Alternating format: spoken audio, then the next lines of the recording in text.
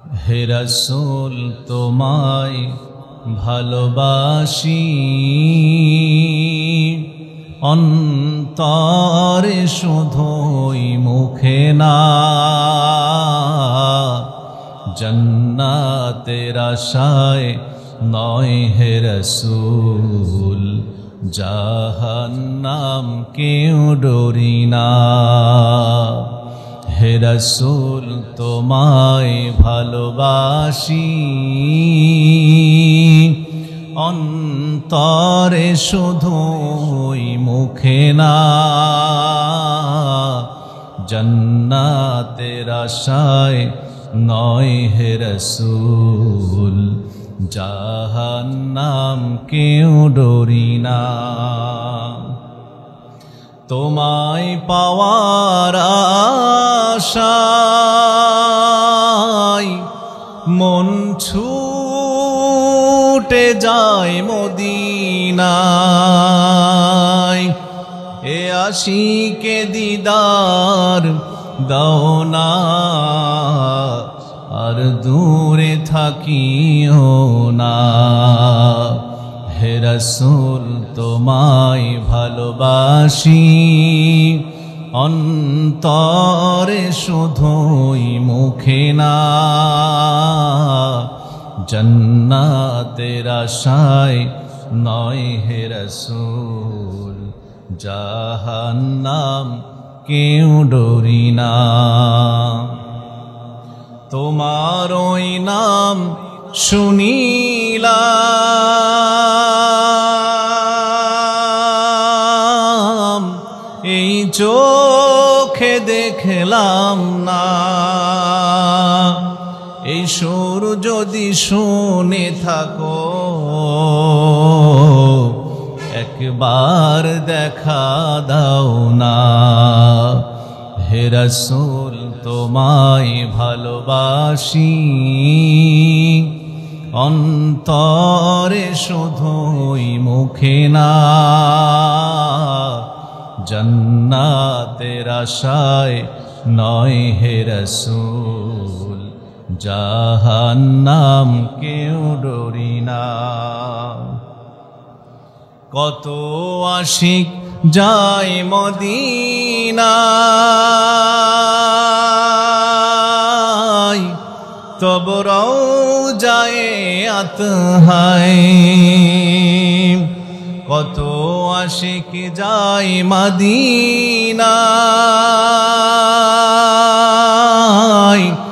তব রওজায়ে আতহায়। এ গরিবের আরজি শোনো, মোরে খাবে দেখা দাও না। হে রাসূল তোমায় ভালোবাসি, অন্তরে শুধুই মুখে না। জান্নাতের আশায় নয় হে রাসূল, জাহান্নাম কেউ ডরি না। আল্লাহ রাসূল সাল্লাল্লাহু আলাইহি ওয়াসাল্লাম এই পৃথিবীতে এসেছেন এমন একটি সময়, যে সময়টাকে বলা হয় আইয়ামে জাহেলিয়া, অন্ধকার যুগ, বর্বরতার যুগ, হানাহানির যুগ, মারামারির যুগ, কাটাকাটির যুগ। মানুষের সম্পদ অন্যায়ভাবে ছিনা খাইত। স্বামী, স্ত্রী, মেয়ে, বাবা, মা সবাই এক টেবিলে বসে মদ পান করে মাতলামি করত। জোর যার মূল্যক তার, মাইট ইজ রাইট। যার যত বেশি পাওয়ার, শক্তি, সে তত বেশি ক্ষমতাবান। এই কঠিন অবস্থায়, যে যুগে নারীর কোনো সম্মান ছিল না, মর্যাদা ছিল না, অধিকার ছিল না, মেয়েদেরকে সন্তানই মনে করা হতো না, জীবন্ত কবরস্থ করা হতো, এমন একটি বর্বর যুগে, যেই যুগে এক গোত্রের লোকের উট যদি পানি খেয়ে যেত আর এক গোত্রের আগে, এই এক গোত্র আমার গোত্রের আগে কেন তাদের গোত্রের উট পানি খাবে, এই নিয়ে মারামারি চলতো যুগের পর যুগ। এমন একটি যুগে আল্লাহ রাব্বুল আলামিন তার হাবিব জনাব মুহাম্মদ রাসূলুল্লাহ, সবাই বলি সাল্লাল্লাহু, আরো জোরে বলেন সাল্লাল্লাহু আলাইহি ওয়াসাল্লামকে পাঠিয়েছেন আলো হিসাবে, সূর্য সন্তান হিসাবে। জোরে কোন সুবহানাল্লাহ। কারণ অন্ধকার যেখানে আছে সেখানে কিসের দরকার? জোরে বলেন কিসের দরকার? আরো আওয়াজ দিয়ে বলেন কিসের দরকার? আলোর দরকার। একবার একটু উদাহরণ দেই, তাহলে ভালো করে বুঝবেন। আল্লাহ রাসূল সাল্লাল্লাহু আলাইহি সাল্লামের আগে, তার আগের নবী হযরত মূসা আলাইহিস সালামকে আল্লাহ পাক বললেন, মূসা তুমি আমার সঙ্গে। মূসা নবী একবার আল্লাহকে বলছেন, আল্লাহ আমি আপনার সঙ্গে দেখা করতে চাই। আল্লাহ পাক বললেন, মূসা আমার সঙ্গে দেখা করা যাবে না, লান তারানি, দেখা করতে পারবে না আমার সঙ্গে। মূসা নবী বলেন, আল্লাহ আমি দেখা করবই। নাছোড় ছিলেন, সুবহানাল্লাহ বলবেন না? আল্লাহ তাআলা বললেন, ঠিক আছে মূসা, তুমি যেহেতু দেখা করতে আসছো, তাহলে চাচ্ছ আমার কাছে দেখা করতে, আমার সাথে আসো তুর পাহাড়ে। মূসা নবী তুর পাহাড়ে যাবেন, তার আগে আগে চিন্তা করলেন, আমি যে দায়িত্ব আমাকে দেওয়া হয়েছে, বনী ইসরাইলের দায়িত্ব, এই কওমের নবী হিসেবে, অভিভাবক হিসেবে আল্লাহ আমাকে প্রেরণ করেছেন। এই কওমে কাউকে না কাউকে তো দায়িত্ব দিয়ে যাওয়া লাগবে, লাগবে কিনা? যাবে কিনা? লাগবে কিনা? চেয়ারম্যান সাহেব যদি ইউনিয়নে না থাকে, কিছুদিনের জন্য ছুটিতে চলে যায়, কাউকে না কাউকে ভারপ্রাপ্ত দায়িত্ব দিয়ে যায় কি যায় না? যায়। মাদ্রাসার প্রিন্সিপাল যদি কোনো কারণে অসুস্থ থাকেন, তাহলে যিনি ভাইস প্রিন্সিপাল থাকেন তাকে পদোন্নতি করে ভারপ্রাপ্ত প্রিন্সিপাল বানানো হয়, ঠিক কিনা? এখন মূসা নবী চাইলেন যে আমি তো যাব, আমার সময় লেগে যাবে প্রায় 30 দিন, তাহলে আমার গোত্রের দায়িত্ব, বনী ইসরাইলদের দায়িত্ব কাউকে না কাউকে দেওয়া লাগবে। এজন্য তিনি তার ভাই হারুন আলাইহিস সালামকে বললেন, ভাই হারুন, আমি তো 30 দিন থাকতে পারবো না, আমার এই কওমের দায়িত্ব, বনী ইসরাইলদের দায়িত্ব তুমি পালন করবে আমার জায়গায়। সুবহানাল্লাহ বলেন। মূসা আলাইহিস সালাম চলে গেলেন আল্লাহর সঙ্গে দেখা করতে। দেখা করতে পেরেছিলেন? পারেন নাই। ওয়াকাল্লামাল্লাহু মূসা তাকলিমা, আল্লাহর সঙ্গে মূসা নবীর সঙ্গে কথাবার্তা, কথোপকথন হয়ে গিয়েছিল। সুবহানাল্লাহ বলেন। আল্লাহ পাক বললেন, মূসা সময় তো আরো বেশি লাগবে, টাইম তো নিয়ে এসেছো 30 দিন, তোমার ফিরতে আরো দেরি হবে, কি করবে তাহলে? মূসা নবী টেনশনে পড়ে গেলেন। মূসা নবীর ফিরতে সময় লেগে গেল প্রায় 40 দিন। এবার দায়িত্ব দিয়ে গেছেন হারুন আলাইহিস সালামকে 30 দিন, আর 10 দিন তো তিনি দায়িত্বে নাই। 30 দিন পরে তার দায়িত্ব শেষ।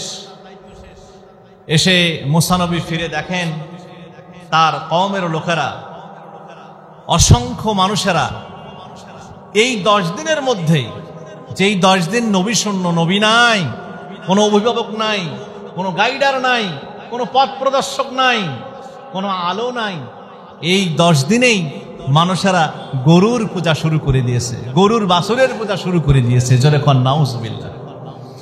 আল্লাহ রাব্বুল আলামিন বলেন, وَإِذْ قَالَ مُوسَى لِقَوْمِهِ يَا قَوْمِ إِنَّكُمْ ظَلَمْتُمْ أَنفُسَكُمْ بِاتِّخَاذِكُمُ الْعِجْلَ فَتُوبُوا إِلَى بَارِئِكُمْ فَاقْتُلُوا أَنفُسَكُمْ। জোরে কোন আল্লাহু আকবার। আল্লাহ রাব্বুল আলামিন জানিয়ে দিয়েছেন মহাগ্রন্থ আল কোরআনুল কারীমের মাধ্যমে, মূসা নবীর জামানার মানুষেরা 10 দিনেই তারা কি হয়েছে? গরুর পূজা শুরু করে দিয়েছে, শিরিক করা শুরু করে দিয়েছে আল্লাহর সঙ্গে।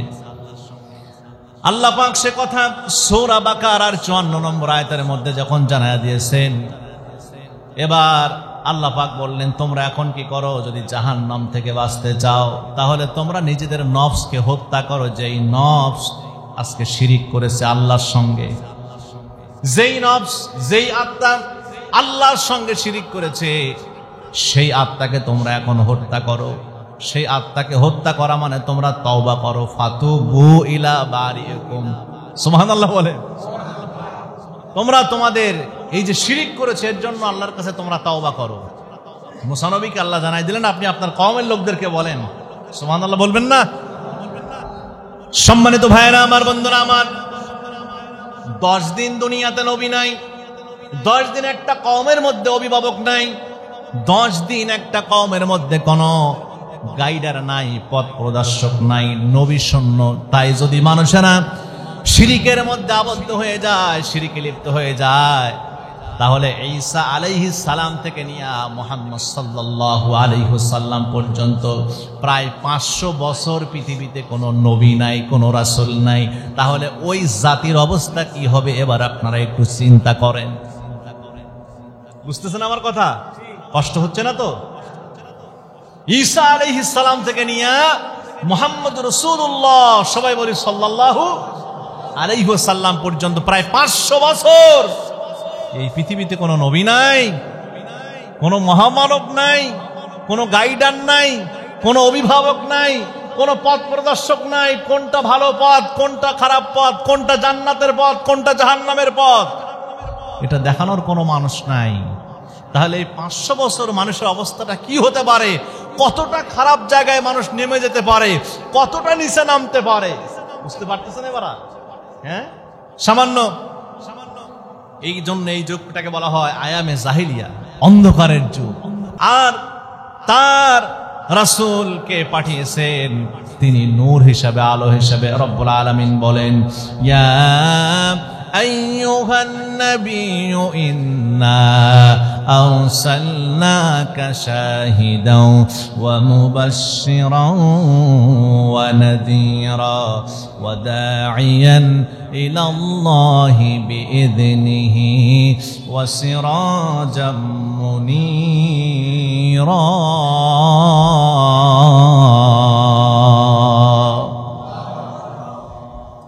আল্লাহ রাব্বুল আলামিন বলেন, নিশ্চয় আমি আল্লাহ পাক ইন্না আরসালনাকা, আপনাকে প্রেরণ করেছি, শাহিদা ওয়া মুবাশশিরা ওয়া নাযীরা, সাক্ষী দানকারী রূপে, সুসংবাদদাতা হিসাবে, সতর্ককারী হিসাবে, ওয়া দাঈয়ান ইলাল্লাহি বিইذনিহি ওয়া সিরাজাম মুনীরা। আপনার কাজ হলো আল্লাহর এই কোরআনের দাওয়াত কাজ করা, আল্লাহর হুকুম অনুযায়ী, আল্লাহর অনুমতি ক্রমে কোরআনের দাওয়াত দেওয়া। ওয়া সিরাজাম মুনীরা, আপনি হচ্ছেন একজন উজ্জ্বল জ্যোতিষ্ক নক্ষত্র, জ্যোতি বাতি। জোরে কোন সুবহানাল্লাহ।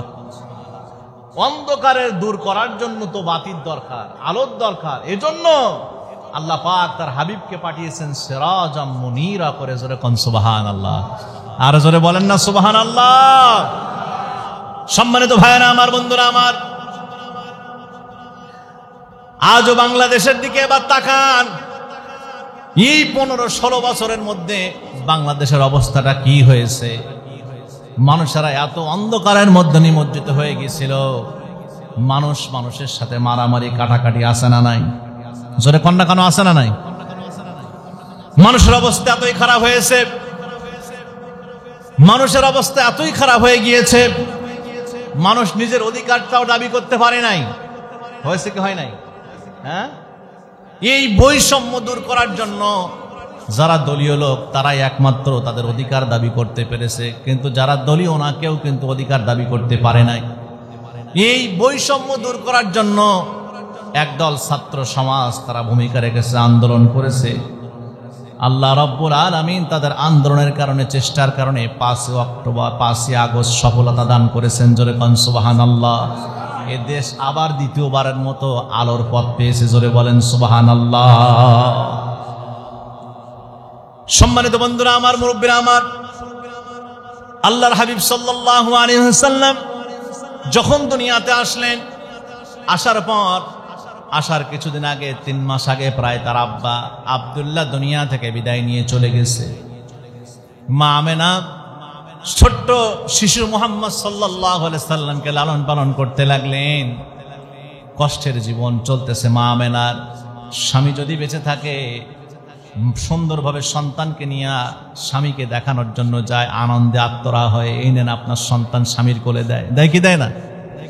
স্বামী নাই, কার সঙ্গে তিনি আনন্দ করবেন, খুশির হাসি হাসবেন? হাসতে পারেন না, মুখটা মলিন। নিজের কাজ নিজেকেই করতে হয়। শিশু নবী মুহাম্মদ রাসূলুল্লাহ সাল্লাল্লাহু আলাইহি সাল্লামকে দোলনার পরে রেখে কাজে যখন চলে যায়, নিজের পরিবারের কাজ যখন গোছাতে যায়, আল্লাহ রাব্বুল আলামিন তার সঙ্গে খেলনা স্বরূপ, তার সঙ্গে সঙ্গ দেওয়া স্বরূপ, সময় দেওয়ার জন্য আসমানের চাঁদকে অর্ডার করে দেন। জোরে কোন সুবহানাল্লাহ। হযরতে নবী করিম সাল্লাল্লাহু আলাইহি সাল্লামের চাচা আবু তালেব রাতের বেলা একদিন দেখছেন আবু তালেব বন্দনা করেছেন, ইতিহাসে পাওয়া যায়, তারিখের মধ্যে পাওয়া যায়। আবু তালেব বলছেন, রাসূল যখন একটু বড় হয়েছেন, যখন কিশোর হয়েছেন, বলে ও মুহাম্মদ, শিশুবেলায় ছোটবেলায় যখন তুমি দোলনায় ছিলে, আমার জানি কেন মনে হয় একদিন আমি দেখলাম তুমি হাত দিয়ে ইশারা করলে চাঁদ সেদিকে, ডান দিকে ইশারা করলে ডান দিকে যায়। সুবহানাল্লাহ কোন। তুমি যখন হাত দিয়ে ইশারা করো বাম দিকে, বাম হাত দিয়ে আসমানের চাঁদ বাম দিকে চলে যায়। তুমি যখন হাতটা দুই হাত নিচের দিকে নামাও, আস্তে করে আসমানের চাঁদটা আবার নিচে নেমে যায়। সুবহানাল্লাহ কবেন না? ও মুহাম্মদ, তুমি কি বলতে পারো ওই চাঁদের সাথে তোমার কি সম্পর্ক? আল্লাহ রাসূল বলেন, আমার আব্বা দুনিয়া থেকে চলে গেছে, মা একা, আমাকে সঙ্গ দেওয়ার কেউ নাই। আমার আল্লাহ ওই চাঁদকে আমার জন্য দুনিয়ায় খেলনা বানায় দিয়েছিলেন। জোরে কোন সুবহানাল্লাহ। আরো জোরে বলেন সুবহানাল্লাহ। প্রিয় হাজিরিন, আল্লাহ রাসূল সাল্লাল্লাহু আলাইহি সাল্লাম শিশু মুহাম্মদ এখনো নবুয়ত পাই নাই। বয়স কেবল 8 বছর চলতেছে, 6 মাস 6 বছর চলতেছে। ইতিমধ্যে মা দুনিয়া থেকে বিদায় নিয়ে চলে গেছেন। মা সঙ্গে করে নিয়েছিলেন মদিনাতে যাওয়ার জন্য, পিতার কবর দেখার জন্য নিয়ে যাচ্ছিলেন, সাথে শ্বশুর মুত্তালিবকে নিয়েছিলেন। প্রতিমধ্যে আবওয়া নামক স্থানে আসার পথে দুনিয়া থেকে মা আমেনা ইন্তেকাল করেছে। নবীজি এখন একা হয়ে গেছেন। শিশু মুহাম্মদ লালিত পালিত হতে লাগলেন আব্দুল মুত্তালিবের বাড়িতে। লালিত পালিত হতে হতে আব্দুল মুত্তালিব দুনিয়া থেকে বিদায় নিয়েছেন। আব্দুল মুত্তালিব নবীজিকে এত বেশি ভালোবাসতেন মুহাম্মদ বিন আব্দুল্লাহকে, আব্দুল মুত্তালিব যেই চেয়ারে বসতেন ওই চেয়ারে মুহাম্মদ বিন আব্দুল্লাহ ছাড়া কাউকে বসতে দিতেন না। সুবহানাল্লাহ। এত মহব্বত করতেন আব্দুল্লাহকে, আব্দুল্লাহ মুহাম্মদ বিন আব্দুল্লাহকে। আব্দুল মুত্তালিব দুনিয়া থেকে চলে যাওয়ার পর 8 বছর প্রায় বয়স, রাসূল এবার দায়িত্বে চলে গেলেন আবু তালেবের দায়িত্বে। আবু তালেবের অনেক সন্তান, অভাবের সংসার, তারপরও ভাতিজা মুহাম্মদ সাল্লাল্লাহু আলাইহি সাল্লামের দায়িত্ব নিয়েছেন। নবীজি চাচা আবু তালেবের সঙ্গে ব্যবসার জন্য এই দেশ থেকে ওই দেশে চলে যায়, বিভিন্ন দেশে চলে যায়। একবার সিরিয়ায় যাওয়ার জন্য নবীজি বের হয়েছেন। আবু তালেব সাথে আছেন, 12 বছর বয়স প্রায়। সিরিয়ার যাচ্ছেন এমন সময় তানারা তাবু কেড়েছেন একটা প্রতিমধ্যে একটা জায়গায়। যেই জায়গায়, এমন জায়গায় তাবু কেড়েছেন, আল্লাহ রাসূল সাল্লাল্লাহু আলাইহি সাল্লামকে দেখে ওই জায়গার মানুষেরা চিনতে পেরেছে। বিশেষ করে বুহাইরা নামক এক পাদ্রী মুহাম্মদ সাল্লাল্লাহু আলাইহি সাল্লামকে দেখেই চিনতে পেরেছে, নিশ্চিত এই আল্লাহর পয়গম্বর। সুবহানাল্লাহ। কোন আবু তালেবকে ডাকা হলো, ডেকে বলা হলো, আবু তালেব, তোমার সঙ্গে যে শিশুটা এসেছে এই শিশুটা কি? আবু তালেব বলতেছে, আমার ভাতিজা মুহাম্মদ। বলতেছে, আমি তার ব্যাপারে অনেক জানাশোনা আছে আমার, বুঝতে পেরেছি নিশ্চিত এটা শেষ নবী, আখেরি নবী। আবু মুহাম্মদ বিন আব্দুল্লাহর পিছন দিকটা দেখা হলো, পিঠের সাইডে নবীজির মোহর রানা ছিল, সিল মোহর ছিল, নবুয়াতের সিল মোহর। দেখে বলতেছে, ও আবু তালেব, মুহাম্মদকে কিন্তু মেরে ফেলবে এলাকার কাফেরেরা, নিষ্ঠুরেরা, আর দেরি করো না, ফিরে যাও। মুহাম্মদ বিন আব্দুল্লাহকে নিয়ে মক্কায় ফিরে আসলো। আসার পরে এভাবে নবীজি আবু তালেবের ঘরে লালন পালন হচ্ছেন। আবু তালেবের কাছে এবার লালিত পালিত হতে হতে আবু তালেব দুনিয়া থেকে বিদায় নিয়ে চলে যাওয়ার উপক্রম। বয়স হয়ে গেছে নবীজির প্রায় আমার 25 বছর। ইতিমধ্যেই আবু তালেবের সঙ্গে একসঙ্গে আবু তালিবের সন্তানদের সঙ্গে লালন পালন হতে হতে 17 বছর যখন বয়স, নবীজি চিন্তা করলেন সমাজের যে দুরবস্থা চলতেছে, এই দুরবস্থা সমাজে চলতে দেওয়া যায় না। কি করতে হবে এখন? সমাজের যে অবস্থা চলতেছে, নারীর কোনো অধিকার নাই, জোর যার, সম্পদ তার, একজনের সম্পদ আর একজন জোর করে ছিনতাই করে খায়। এই সমাজকে বাঁচাতে হবে। একজন আর একজনের সঙ্গে মারামারি যুগের পর যুগ লেগেই আছে। কি করা যায় এখন? সমস্ত গোত্র থেকে 11-12টি গোত্র থেকে প্রত্যেক গোত্র থেকে একজন করে সাহসী যুবক নিয়ে আমার রাসূল 17 বছর বয়সে হিলফুল ফুদুল শান্তি সংঘ তৈরি করলেন। জোরে কোন সুবহানাল্লাহ, আর জোরে বলেন না সুবহানাল্লাহ। রাসূল চেয়েছেন এই সমাজ, এই ঘুরে ধরা সমাজকে পরিবর্তন করা দরকার, পরিবর্তন করা দরকার।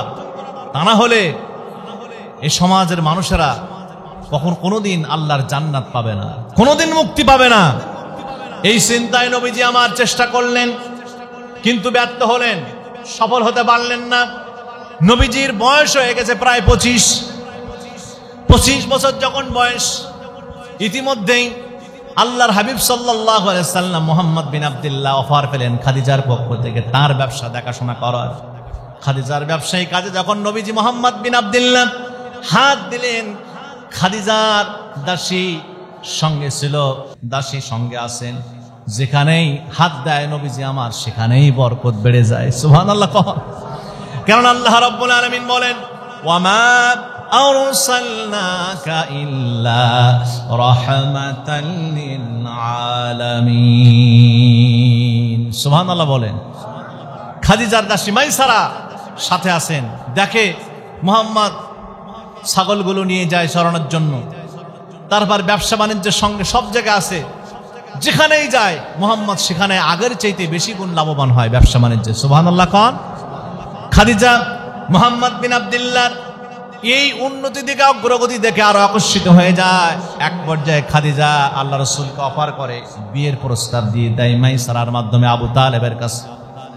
আবু তালেব প্রথমে আল্লাহ রাসূলের কাছে অফার দেওয়া হয়। মুহাম্মদ বিন আব্দুল্লাহ বলেন, আমি কিছু বলতে পারবো না, আমার অভিভাবক হচ্ছেন আবু তালেব। আবু তালেব যদি রাজি হয়, আমার চাচা যদি রাজি হয়, আমার বিয়েতে বসতে কোনো বাধা নাই। আবু তালেবের কাছে যখন অফার দেওয়া হলো, আবু তালেব চিন্তা করলো মুহাম্মদ তো এতিম মানুষ, অর্থনৈতিকভাবে অসচ্ছল, যদি খাদিজার মতো সতী সাধবী মেয়েকে যদি বিবাহ করতে পারে তাহলে তার অবস্থার উন্নতি হবে। সুবহানাল্লাহ বলেন। মুহাম্মদ বিন আব্দুল্লাহকে বিয়ের জন্য রাজি হয়ে গেল আবু তালেব। খাদিজার সঙ্গে বিয়ে হয়ে গেল। বিয়ের পর অনেক রাজনৈতিক নেতারা, অনেক বড় বড় ধনাঢ্য ব্যক্তিরা খাদিজাকে বিয়ের জন্য অফার করেছে, কিন্তু কারো অফারে খাদিজা রাজি হয় নাই।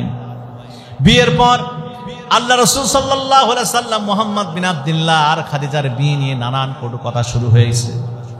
খাদিজাকে বলা হচ্ছে, ও খাদিজা, তুমি কেন আমাদের মতো ধনী ধনী ধনাঢ্য ফ্যামিলির ছেলে থাকতে, ধনাঢ্য ফ্যামিলির পুরুষ থাকতে কেন তুমি একজন ইয়াতিম ছেলেকে, যার সম্পদ না, এরকম একজন গরিব ছেলেকে কেন বিয়ে করলে? কি পেয়েছো তার মধ্যে? খাদিজা সেই সময় এক বাক্যে বলেছিলেন, সবার সামনে প্রতিবাদমূলক ভাষায় বলেছিলেন। সেই সময় মক্কা নগরীতে, ও মক্কার লিডারেরা, তোমরা যারা আমাকে আজকে আমার স্বামীকে নিয়ে বাজে মন্তব্য করছো, আমি তোমাদের কাছে আজকে 4টা প্রশ্ন করতে চাই। ব্যতিব্যস্ত হচ্ছেন আপনারা? ব্যতিব্যস্ত হচ্ছেন? আমি এখন তোমাদের কাছে 4টা প্রশ্ন করতে চাই। নাম্বার 1, 1 নম্বর প্রশ্ন হলো, যদি কাউকে বিয়ে করতে হয়, বিয়ের জন্য শর্ত হলো 4টা, তার মধ্যে একটা হলো তার বংশ পরিচয় আগে দেখা লাগে। লাগে কিনা? বংশ দেখতে হয় না? আচ্ছা বলো তো, আমি যে মুহাম্মদ বিন আব্দুল্লাহকে বিয়ে করছি তার বংশ কেমন? সবাই মাথাটা হেড হয়ে গেছে, ওই নেতাদের, নেতৃবর্গদের, ধনাঢ্য ফ্যামিলির যুবকদের মাথা নিচু হয়ে গেছে। তারা সবাই এক বাক্যে বলতেছো, খাদিজা নিশ্চিত তুমি এই প্রশ্নে জিতে গেছো, তোমার উত্তর আমরা পেয়েছি, তুমি তো সবচেয়ে কুরাইশ বংশ, সবচেয়ে সম্ভ্রান্ত বংশের ছেলে মুহাম্মদ বিন আব্দুল্লাহকে বিয়ে করেছো। সুবহানাল্লাহ বলেন। এবার খাদিজা বলতেছে, তাহলে আমার 2 নম্বর প্রশ্ন হলো, বিয়ের জন্য যেটা শর্ত আর একটা, সেটা হলো চরিত্র দেখতে হয়। বলো তো, আমার স্বামী মুহাম্মদ বিন আব্দুল্লাহ তো তোমাদের মাঝে বেড়ে উঠেছে, ছোট্টবেলা থেকে, শিশুকাল থেকে আজ যুবক পর্যন্ত, 25 বছর পর্যন্ত তোমাদের মাঝে আছে। মুহাম্মদ বিন আব্দুল্লাহর চরিত্রটা কেমন? মা খাদিজা যখন এই প্রশ্ন ছুড়ে দিয়েছে, মক্কার নেতৃস্থানীয় লোকেরা সবাই বলতেছে, ও খাদিজা, এখানেও তুমি তো জিতে গেছো, কারণ মুহাম্মাদের মতো এত সুন্দর চরিত্রের মানুষ আর আমাদের জীবনে আমরা কখনো দেখি নাই। আরো আস্তে কোন সুবহানাল্লাহ। আল্লাহ রাব্বুল আলামিন সূরা কলামের মধ্যে বলেন, ওয়া ইন্নাকা লাআলা খুলুকিন আযীম। আল্লাহু আকবার বলেন। নিশ্চয় আমি আল্লাহ রাব্বুল আলামিন তোমাকে হে রাসূল আপনাকে সুমহান চরিত্রবান করে পাঠিয়েছি, সুমহান চরিত্রের অধিকারী বানিয়েছি। এরপরে মা খাদিজা 3 নম্বর প্রশ্ন করেন, ও মক্কার নেতৃস্থানীয় লোকেরা, ধনাঢ্য ফ্যামিলির যুবকেরা, ছেলেরা, বলো তো দেখি বিয়ের জন্য আর একটা জিনিস দেখতে হয়, সৌন্দর্য কেমন, চেহারা সুরত কেমন। সবাই এবার এক বাক্যে বলতেছে, খাদিজা এখানেও তুমি জিতে গেছো, কারণ এই মক্কা নগরীতে মুহাম্মদ বিন আব্দুল্লাহর মতো এত সুন্দর চেহারার মানুষ আমরা আগে কখনো আমাদের এই 2 নয়ন দেখি নাই। আরো আস্তে কোন সুবহানাল্লাহ। আল্লাহ রাব্বুল আলামিন বলেন, ইন্না আরসালনাকা শাহিদাও ওয়া মুবাশশিরাও ওয়া নাযীরা ওয়া দাঈয়ান ইলাল্লাহি বিইذনিহি ওয়া সিরাজাম মুনীরা।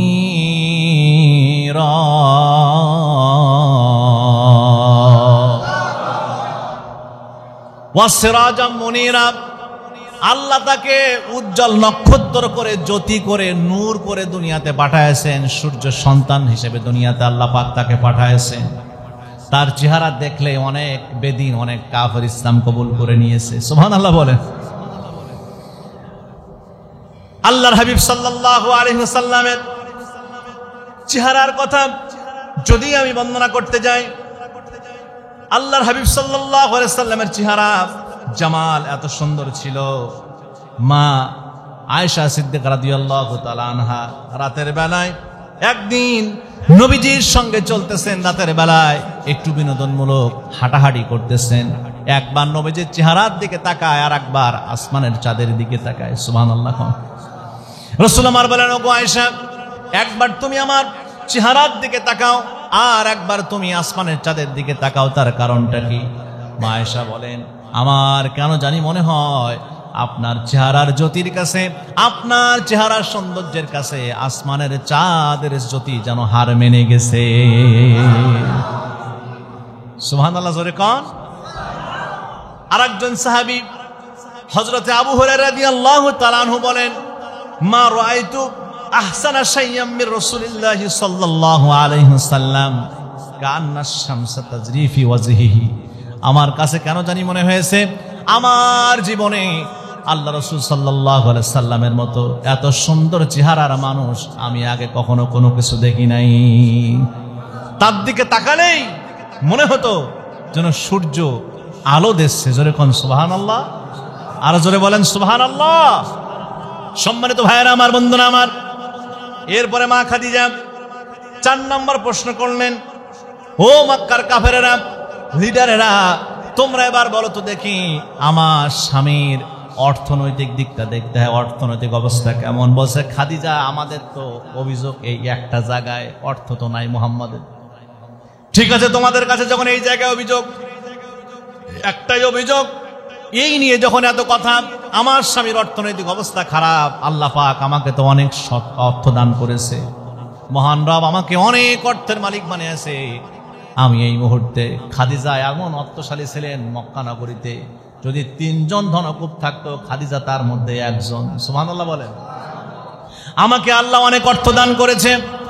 যেহেতু আমার স্বামীর এই একটা জায়গায় অভিযোগ, তাহলে এখন থেকে তোমরা জেনে নাও, তোমাদেরকে সাক্ষী রেখে আমি একটি কাজ করলাম। আমার যত সম্পদ আছে এই মুহূর্তে আমার স্বামী মুহাম্মদ বিন আব্দুল্লাহর নামে সব উইল করে দিলাম। আর আস্তে কোন সুবহানাল্লাহ। এই ছিলেন আমার রাসূল মুহাম্মদ সাল্লাল্লাহু আলাইহি ওয়াসাল্লাম। তাকে যতবার চেষ্টা করা হয়েছে অপমান অপদস্থ করার, ততবার তার পক্ষে আল্লাহ রাব্বুল আলামিন সম্মানের সুব্যবস্থা, সম্মানটা আরো বাড়ায় দিয়েছেন। যেরকম সুবহানাল্লাহ। নবীজি আমার সমাজ সংস্কারের চেষ্টায় রত আছেন 17 বছর থেকে। 25 পার হয়ে গেছে, বৈবাহিক জীবন চলতেছে। চলতে চলতে নবীজির বয়স হয়ে গেছে প্রায় 40 বছর বয়সে। এবার আমার নবীজি চিন্তা করলেন, এভাবে আর সম্ভব না, এভাবে কি করা যায় না, সম্ভব না। নতুন করে আমাদেরকে ভাবতে হবে, নতুন করে ভাবা দরকার। এভাবে সমাজ সংস্কার করা সম্ভব না, যেহেতু সম্ভব হচ্ছে না, নতুন করে আপনাকে আমাকে ভাবতে হবে। এজন্য নতুন করে ভাবার জন্য তিনি চিন্তা করলেন, আমাকে গারে হেরায় যে একা একা ধ্যানমগ্ন থাকতে হবে, একা একা আমাকে ধ্যানমগ্ন থাকতে হবে। তিনি কি করলেন? ধ্যানমগ্ন থেকে চিন্তা করলেন, আগে তো পারলাম না, এখন কিভাবে চিন্তা করতে হবে, নতুন করে ভাবতে হবে কিভাবে সমাজকে পরিবর্তন করা যায়। চিন্তা করতে করতে নবীজি দীর্ঘদিন কাটাতে লাগলেন। এমন সময় আল্লাহ রাব্বুল আলামিন জিবরিলের মাধ্যমে মহাগ্রন্থ আল কোরআনুল কারীমের 5টি আয়াত রেশমি কাপড়ের মধ্যে করে নাজিল করেছেন। জোরে কোন সুবহানাল্লাহ, আর জোরে কোন না সুবহানাল্লাহ। আল্লামা সৈয়দী আল ইতকান ফি উলুমিল কোরআনের মধ্যে লেখেন, জিবরিল আমিনের মাধ্যমে রব্বুল আলামিন 5টি আয়াত রেশমি কাপড়ের মধ্যে লিখে পাঠান। রব্বুল আলামিন জানিয়ে দিয়েছেন, জিবরিল আমিন এসে জানায় দিলেন রাসূলকে, রাসূল আপনি পড়েন, ইকরা বিসমি রাব্বিকাল্লাযী খালাক খালাকাল ইনসানা মিন আলাক ইকরা রাব্বুকাল আকরামুল্লাযী আল্লামা বিল কলম আল্লামাল ইনসানা মা লাম ইয়ালাম। জোরে কন্না আল্লাহু আকবার, আর জোরে বলেন আল্লাহু আকবার। আমার রাসূল এবার নবুয়ত পেয়ে গেলেন। নবুয়ত পাওয়ার পরে নবীজি বাড়িতে আসলেন কাঁপতে কাঁপতে, এসে বললেন খাদিজাকে, খাদিজা আমি আমার জীবন নিয়ে শঙ্কিত। কেন আপনি আপনার জীবন নিয়ে শঙ্কিত? না, আমার কেন জানি মনে হচ্ছে আমি আর খুব বেশি দিন হয়তো দুনিয়ায় থাকতে পারবো কিনা বুঝতে পারতেছি না, আমার কেন জানি জীবন নিয়ে ভয় হচ্ছে। খাদিজা স্ত্রী পাশে থেকে সান্ত্বনা দিচ্ছেন স্বামীকে, স্বামী আপনি এমন কোনো কাজ করেন নাই যে আপনার জীবন নিয়ে আপনি শঙ্কিত হতে পারেন, কারণ আপনি এতিমের হক আদায়কারী, আপনি এতিমের আমানত রক্ষাকারী। জোরে কোন সুবহানাল্লাহ, আর জোরে বলেন না সুবহানাল্লাহ। নিশ্চয়ই আপনার রব আপনাকে কখনো হতাশ করতে পারেন না, শঙ্কিত করতে পারেন না, আপনি দুশ্চিন্তা করবেন না। চলুন এ ব্যাপারে আমার চাচতো ভাই ওরাকা বিন নওফলের কাছে যাওয়া যাক। ওরাকা বিন নওফলের কাছে নেওয়া হলো। ওরাকা বিন নওফল এবার আল্লাহ রাসূল সাল্লাল্লাহু আলাইহি সাল্লামের নাজিল হওয়া রাসূলের কাছে যে ঘটনাগুলো ঘটেছে সব শুনে বুঝে ওরাকা বিন নওফল বলতেছে যে হাযা নামুসুল্লাযী ইয়ানসুলু আলা মূসা, ও মুহাম্মদ বিন আব্দুল্লাহ, এই ফেরেশতা কোনো জিন নয়, অন্য কোনো কিছু নয়, এটা হলো আল্লাহর পক্ষ থেকে নাজিল হওয়া নামুস, হিব্রু ভাষায় অর্থাৎ জিব্রাইল। জোরে কোন সুবহানাল্লাহ। ওহী বহনকারী ফেরেশতা, তোমার টেনশনের কোনো কারণ নাই। তবে হ্যাঁ, একটা জায়গায় আমার বড় ভয় হয়, সেটা হলো এই, আমি যেটা তাওরাত পড়ে জেনেছি যে যে সমস্ত আম্বিয়া আলাইহিমুস সালামদের উপরে আসমানি কিতাব, আসমানি গ্রন্থ ওহী নাজিল হয়েছে, তাদেরকে ভালোভাবে দুনিয়ায় জীবন যাপন করতে দেওয়া হয় নাই। সুতরাং আমার কেন জানি মনে হয় এই দায়িত্ব যেহেতু তোমার উপরে এসেছে, তুমি আখেরি নবী, ইমামুল মুরসালিন, খাতামুন নবীন, শেষ নবী মুহাম্মদ সাল্লাল্লাহু আলাইহি ওয়াসাল্লাম। জোরে কোন সুবহানাল্লাহ। আমার যদি ওই সময় বয়সটা ভালো থাকতো, আমার তো এখন আর বয়স নাই তোমার পাশে থেকে সাহায্য করা। আমার যদি বয়স থাকতো এখন, তাহলে আমি তোমার কঠিন মুহূর্তে, যে সময় তোমার আপন লোকেরা, আত্মীয় স্বজনরা, কওমের লোকেরা এই ওহীর দাওয়াত দেওয়ার কারণে ঘর ছাড়া করবে, বাড়ি ছাড়া করবে, তোমার অত্যাচার, জুলুম, নির্যাতন, কারাবরণ পর্যন্ত করাবে, আমি ওরাকা বিন নওফল সময় থাকলে, সুযোগ থাকলে, বয়স থাকলে আমি তোমার পাশে মাজায় কোমরে কাপড় বেঁধে থেকে যেতাম। সুবহানাল্লাহ কোন, আরো জোরে বলেন না সুবহানাল্লাহ। সুতরাং এখান থেকে বোঝা যায় ওহীর দাওয়াত যারাই দেবে এই পৃথিবীতে, তাদের উপরে জেল, জরিমানা, হত্যা, হামলা, মামলা, জেলখানা আছে না নাই? আর জোরে কন্যা কানো আছে না নাই? অবশ্যই আছে। আমার রাসূলের অন্য কোনো দোষ ছিল?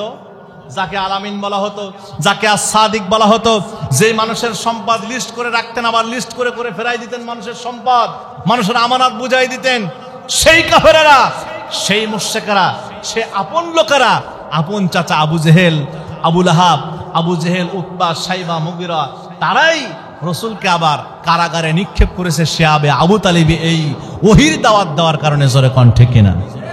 আজকেও যারা এই পৃথিবীতে ওহীর দাওয়াত দেয়, বিশেষ করে আজকেও যারা এই বাংলাদেশে ওহির দাওয়াত দিচ্ছে, আল্লাহর জমিনে আল্লাহর দিন কোরআনের রাজ কায়েম করার জন্য যারা কথা বলে, তাদের অন্য কোনো অপরাধ আছে? জোরে কন্যা কেন অপরাধ আছে? তারা ইতিমধ্যে কারাবরণ করেছে কি করে নাই? অসংখ্য মানুষকে জেলে দেওয়া হয়েছে কি হয় নাই? রিমান্ডে দেওয়া হয়েছে কি হয় নাই? অসংখ্য মায়ের বুক আয়না ঘরের নামে বন্দি করে মাটির তলায় দুনিয়া থেকে বিদায় করে দেওয়া হয়েছে ফ্যাসিস্ট শেখ হাসিনার সরকারের মাধ্যমে। জোরে বলেন ঠিক কিনা?